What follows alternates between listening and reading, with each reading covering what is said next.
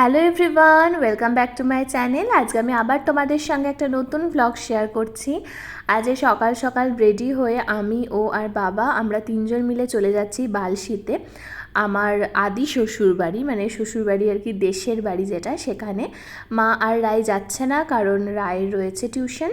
তো আমরা তিনজন মিলেই তার জন্য যাচ্ছি। এটা অষ্টমঙ্গলার পরের দিন, অষ্টমঙ্গলা থেকে বাড়ি ফিরে এসে তার পরের দিনই আমরা বেরিয়ে পড়েছি।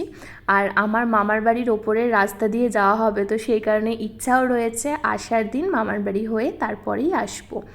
তো আমরা পৌঁছে গেছি বালশিতে, আর এটা হচ্ছে বালশির ঠাকুরের যে মন্দিরটা সেটা।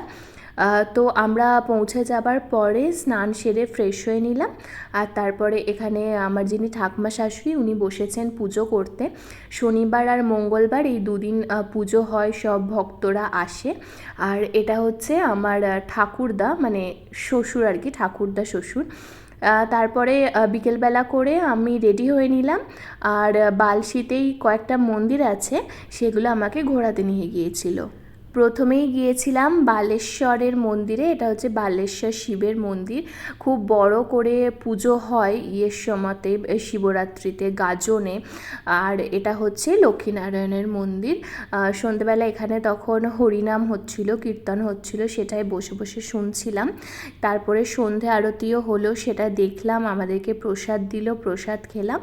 তারপরে আসার পথে বালশির যে বাজার, ওখান থেকে আমরা পাঁপড় ভাজা খেয়ে নিয়ে তারপরে চলে এলাম বাড়িতে।